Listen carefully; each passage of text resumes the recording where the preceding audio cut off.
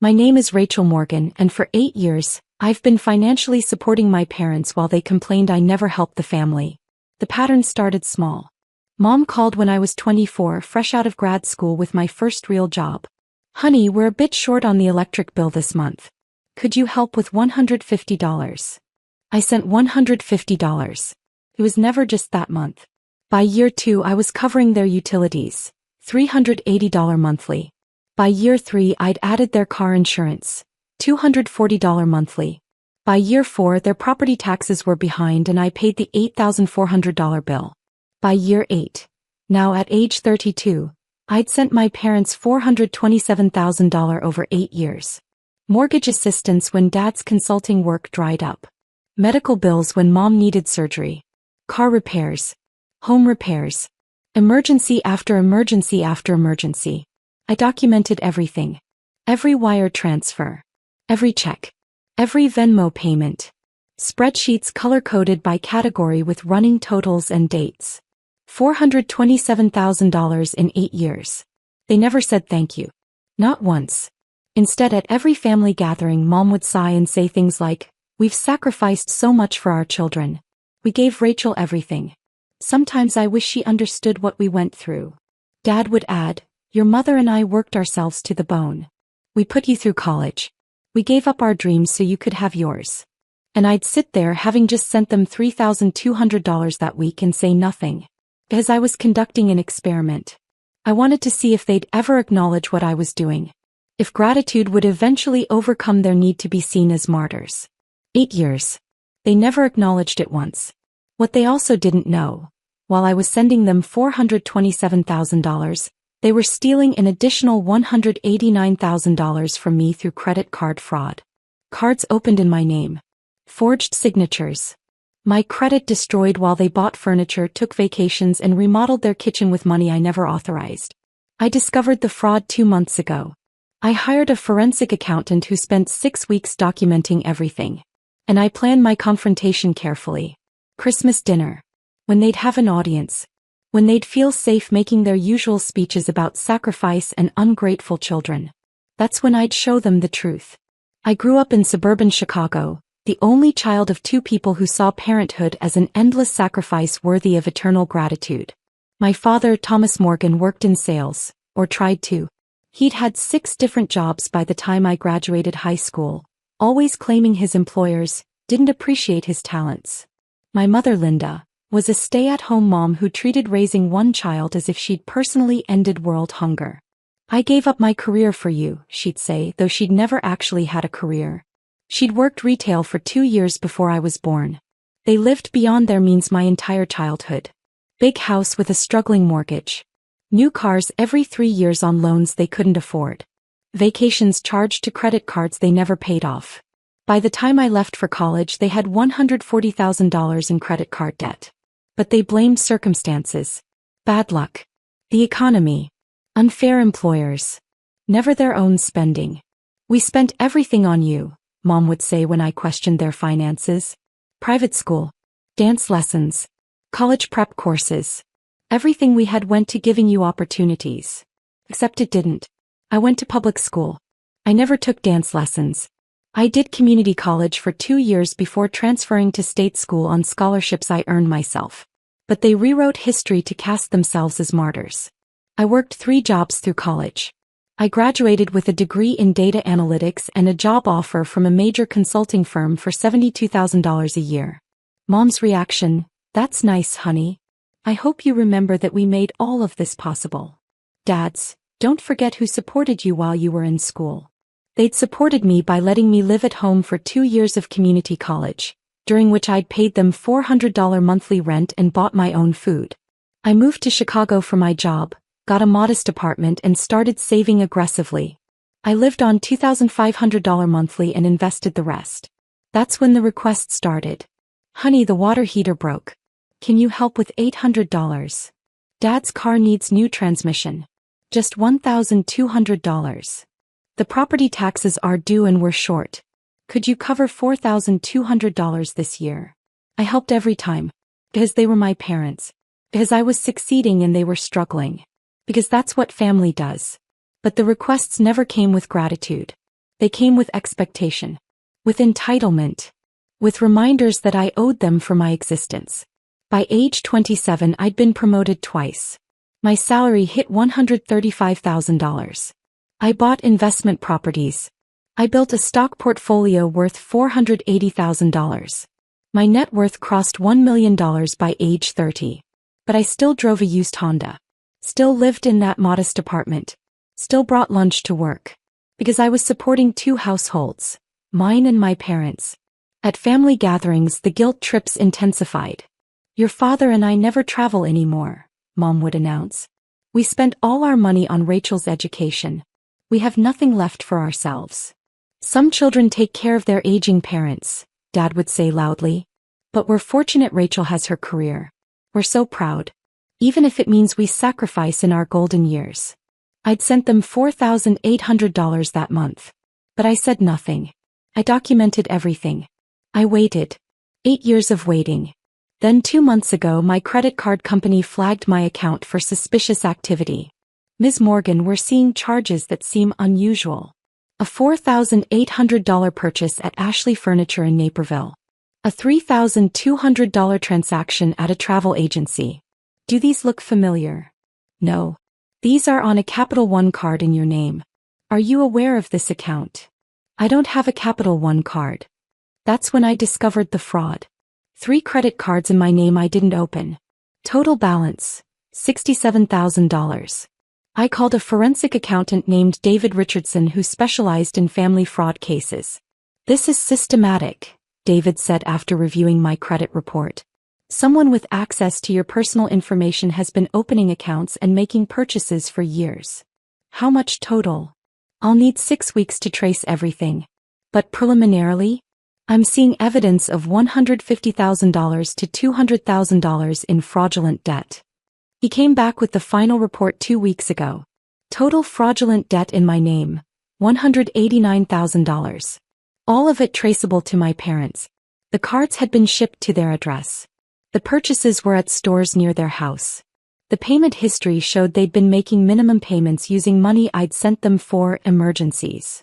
They'd been stealing from me while I was supporting them, while they called me ungrateful. I had David prepare a full presentation. Documentation. Photos. Forensic analysis. Everything. And I waited for Christmas. While my parents were stealing from me and guilt-tripping me, I was quietly building wealth they couldn't imagine. My consulting career flourished. By age 28, I'd made senior analyst at $155,000 annually. By 30, I was promoted to project director at $205,000. But my real wealth came from investing every dollar I didn't send to my parents. I bought my first rental property at 26, a 2-bedroom condo in a developing neighborhood.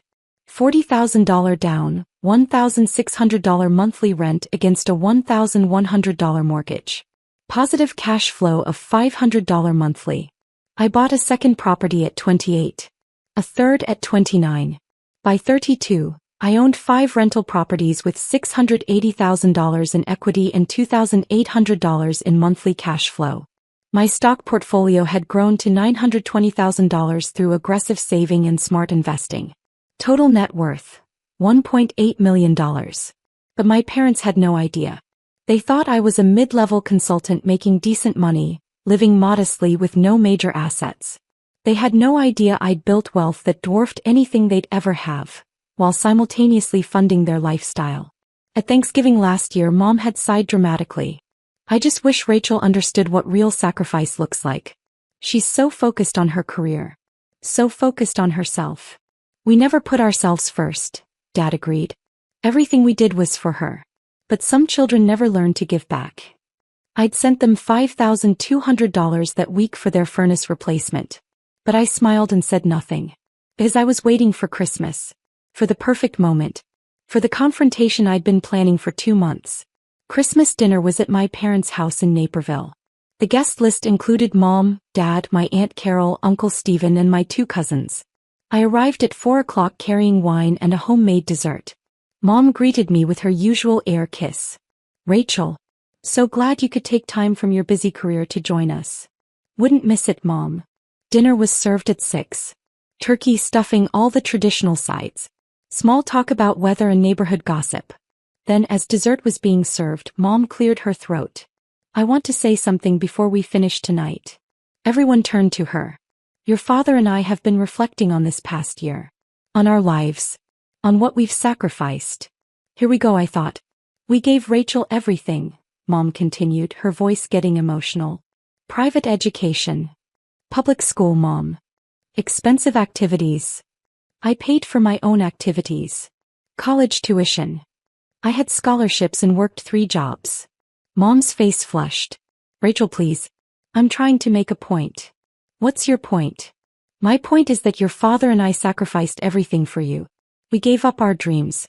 We spent our money. We worked ourselves to the bone. And sometimes, just sometimes, I wish you understood what that meant. Dad jumped in. Your mother's right. We never ask for recognition. We never complain. But Rachel, you're 32 years old now. You have a good career. You make good money. And yet what? And yet you never sacrifice for this family, Mom said, her voice cracking. You never give back. You never help. You're so focused on building your own life that you've forgotten about the people who made that life possible. The room went quiet. Aunt Carol looked uncomfortable. My cousins stared at their plates. We sacrificed everything for you, Dad added. Everything. And you give us nothing in return. I set down my fork carefully. Is that what you think? That I give you nothing? Well, not nothing, Mom backpedaled slightly. But Rachel, we're struggling. Your father's consulting work isn't steady. I have medical expenses. We're barely making ends meet. And you have so much. We just wish you'd help your family. Help you, I repeated. Yes. Help us. Sacrifice for us the way we sacrificed for you. I pulled out my phone. What day is it today? December 25th. What does that? December 25th, 2024. And you're saying I've never helped you?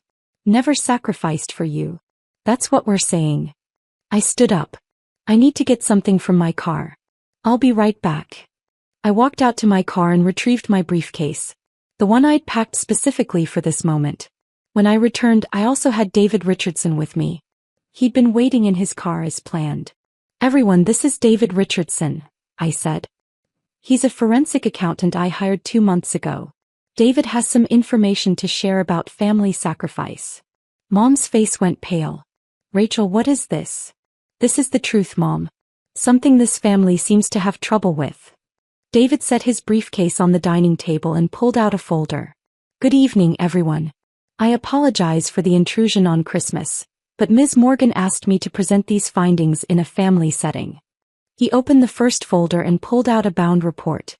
Over the past 8 years, Rachel Morgan has provided financial support to her parents totaling $427,000. The room went completely silent. That breaks down to approximately $53,400 annually, or $4,450 monthly, though the amounts varied by need. He pulled out detailed spreadsheets and placed them on the table. Mortgage assistance. $168,000 over 8 years when Mr. Morgan's consulting income was insufficient. Utility payments. $36,480, $380 monthly for 96 months. Insurance payments. $23,040, car and home insurance when payments were missed. Property tax payments. $42,000, covering 5 years when payments were late or missed entirely. Medical expenses. $67,000, co-pays, deductibles and procedures not covered by insurance. Emergency expenses. $90,480, car repairs, home repairs, appliance replacements and other urgent needs. He laid each category's documentation on the table. Total. $427,000 in documented financial support over 8 years. All from Ms. Morgan to her parents.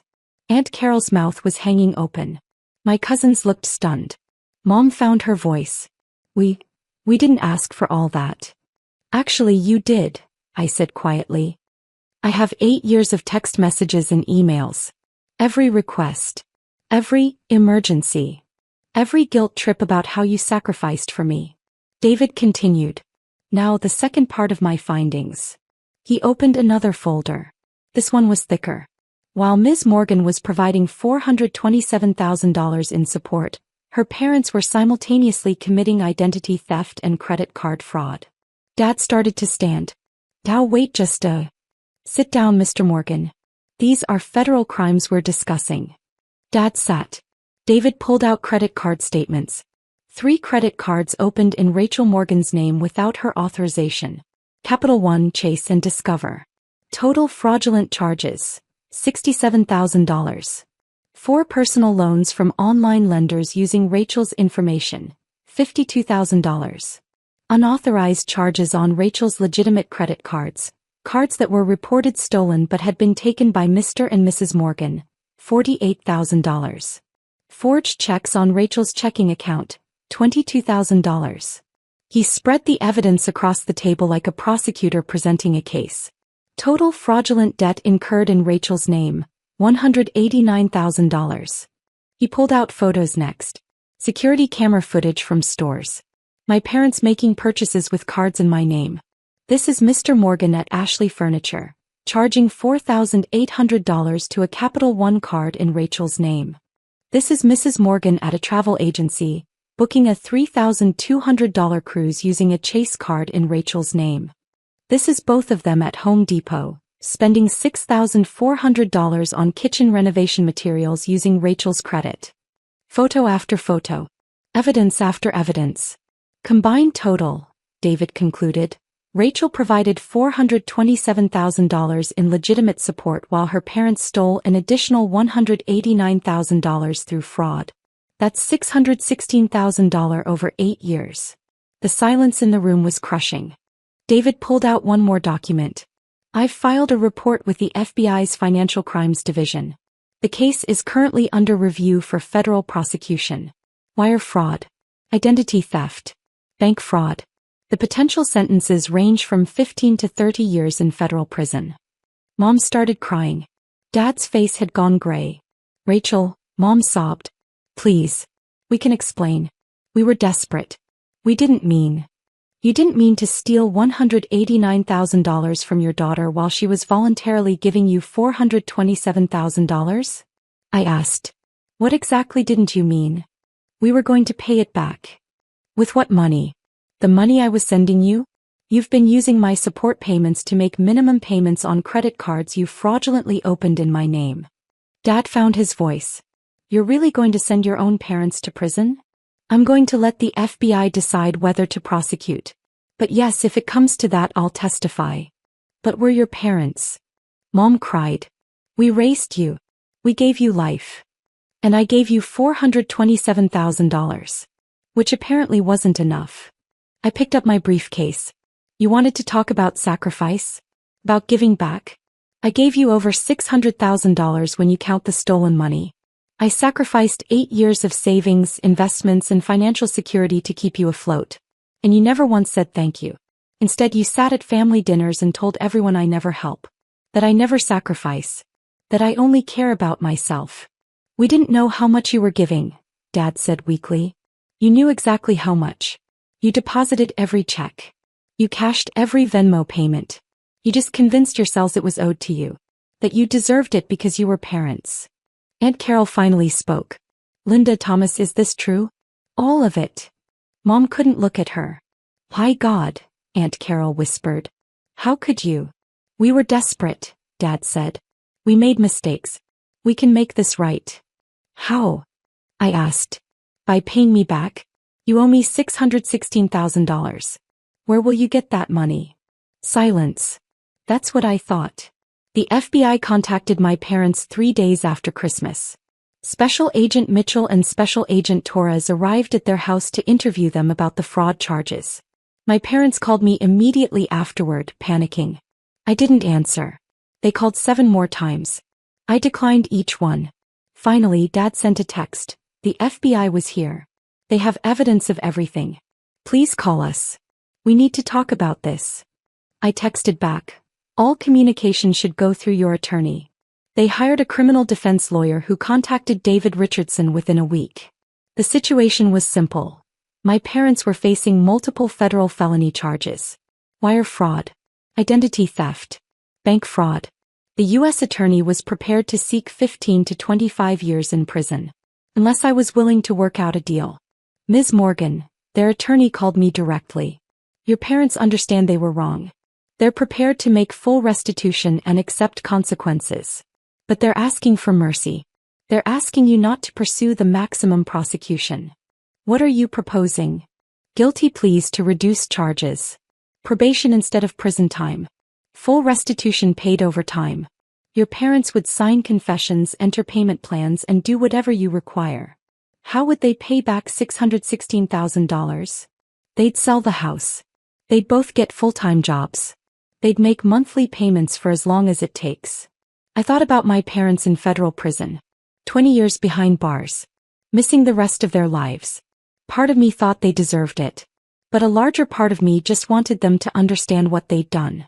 I'll consider it, I said. But I have conditions. 2 weeks later we met with attorneys present. My parents, their lawyer David Richardson, and my attorney Sharon Chin. Here are my terms, I said. You plead guilty to fraud charges.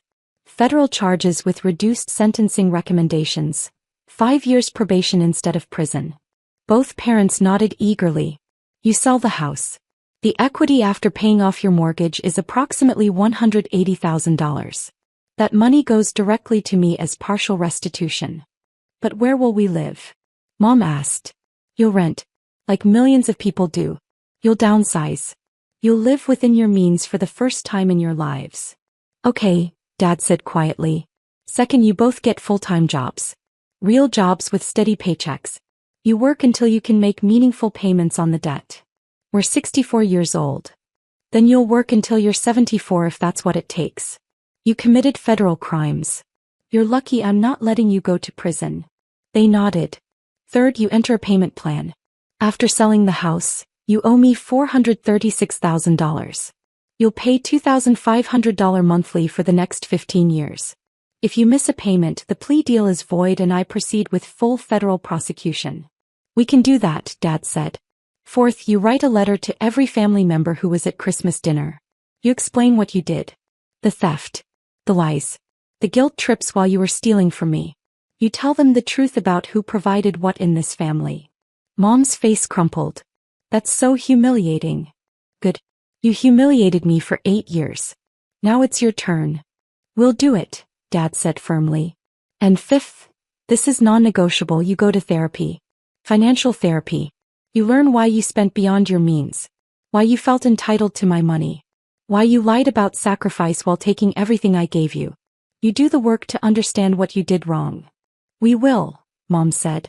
We promise. The papers were signed 2 days later.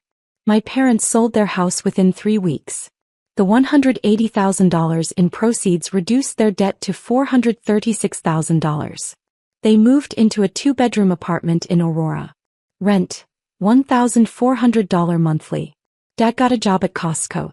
Mom got a job at Target. Combined income, $68,000 annually.